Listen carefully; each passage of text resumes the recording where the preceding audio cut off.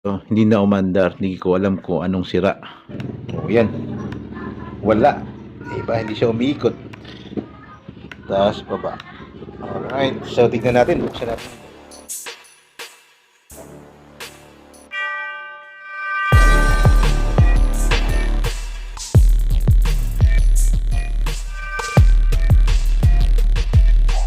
Alright, good day. Kung anumang oras nyo napapanood tong video na to, maraming salamat po sa inyo. For today's video, meron tayong grinder dito. Ito, hindi na umandar. Hindi ko alam kung anong sira. Pero bago natin check kung anong sira, tanggalin muna natin tong bala niya. Diba? Kasi for safety purposes. Wala nang control lock pala dito. So, ang gagawin natin is, sundutin lang ng ano to, pako or ano man matutulis na kasya dito. Yan, pwede niyan. Yan. O, di ba? Ganun lang. Pag wala kang ano dun, madali na lang yan. Yan. Ganyan lang. So, testing natin to kung ano, kung gumagana. So, ayan, nakasaksak na. So, testing natin kung gumagana tong grinder. Itong switch niya. Ito switch niya. Yun. O, yan. Wala. Diba? Hindi siya umiikot. Taas, baba. Alright, so tignan natin, buksan natin yung loob. Alright, so ito, pinaka-common, no? Take note, pinaka-common. Unang-una is itong mga wirings, ito dito. Yung switch on off. No? Pinaka-common yan. Baka mamaya kasi natanggal or nasunog. Tapos pangalawa, yung ano, yung carbon brush. Baka lusaw na. So yun ang pinaka-common na masisira nito. Sana yung dalawa lang yung diferensya. Tapos ang problema, pinaka-problema, kung ang mapektuhan is yung dynamo o di kaya yung bearing. Kailangan talagang baklasin. Baklasin, di ba? Pero hindi ko pa nasubukan magbaklasin to. Lagi ko nasubukan itong pag ito. On off lang, on off. Di ba? So tara. Tignan natin kung anong diferensya. So habang binabaklas natin to, magkukwentuhan tayo ng real talk na. Nasubukan niyo na bang manghiram kayo ng mga tools na hindi kayo pinapahiram? Diba ang sakit ang sakit ng manghiram ka ng tools tapos alam mong meron sila tapos sabihin na ay wala ginamit, diba? Ganun, parang ayaw, walang tiwala sa iyo, ganun. Maraming beses na yung nangyari sa akin ganun. Tapos isa pa, pinahiram ka nga, diba? Pinahiram ka, ginamit mo na ngayon. Pagkagamit mo, kukunin agad. Yung hindi ka pa tapos sa ginawa mo, kukunin agad kasi gagamitin ka nila. Nakakasama ng loob. Kaya ako, bumili na ako ng sarili kong gamit, di ba? Kaysa naman manghiram ka na manghiram, tapos tatanggihan kang ganyan, napakasakit, di ba? Tapos ito ngayon, bumili ako ngayon ng sarili kong tools. Oops, nabuksan ka na pala. Tingnan natin. Oy, ito nga oh. Ito lang yung natanggal. Ayan, yung isang wire ng switch. Ayan, ito.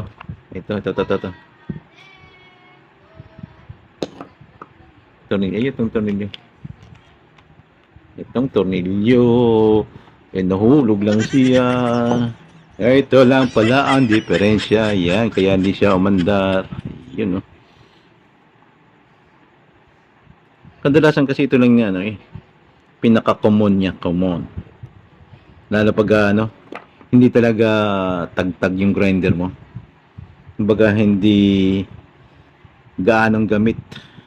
Ibig sabihin hindi siya bihira lang magagamit. Right, so yan. So ngayon yung real talk tayo, real talk. Yan. So natapos na tayo nang hiram ka na wala kang tools, di ba? So ngayon, meron ka ng tools, bumili ka ngayon, di ba? Sarili mo, bumili ka. Bumili ako ng sarili ko, tulad ako. Bumili ako ng tools ko.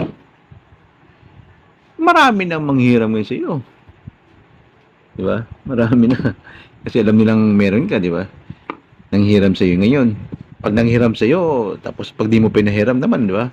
Sasabihin na madamot ka. At syempre, matik na yan, papahiramin para hindi ka masabihan na madamot ka. Pero tutusin, nung ikaw wala, halos walang papahiram sa'yo. Hindi mo nasabihan na madamot sila. Ngayon, meron ka, masabihan ka na madamot, di ba? So, papahiramin mo ngayon. Ngayon, ang pinahiram mo, hindi mo na alam kung, halimbawa, nasira. Katulad dito, nasira. Hindi ko na alam kung sino nakasira. Marami nang hiram. Di ba? So, wala kang ipipinpoint kung sino nakasira. Siyempre, tatanggi nila yan.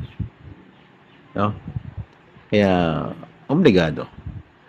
Diba? Wala tayong magawa kasi sira na talaga yun. No choice tayo, di ayusin na lang. Di ba? So, ganun ang kalakaran pag meron kang tools at wala kang tools. Di ba? Pag wala kang tools, minsan mahiya ka pang manghiram kasi nga tinatanggihan ka. Pag meron ka namang tools, hiram ng hiram. Tapos pag nasira, wala na, ikaw pa rin ang mag-aako na ayusin. Di ba? Yun ang totoong kwento ng mga tools o equipments. So tara, subukan natin kung gumagana na. So yan, subukan natin i-on.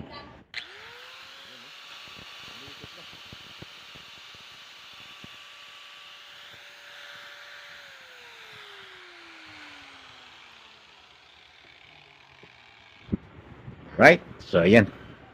So hanggang dito na lang yung video natin, short video. Salamat para sa mga nasiraan ng grinder. Right. Thank you. Don't forget to like, share, and subscribe. Okay, thank you sa mga subscribers nandiyan pa rin. Hayaan nyo, tuloy-tuloy na itong video na to. Kaya inayos ko to kasi marami akong gagawing mga project. Abangan nyo. Purely gawa ko to. Ako lang talaga ang gumagawa. Sige, thank you for watching.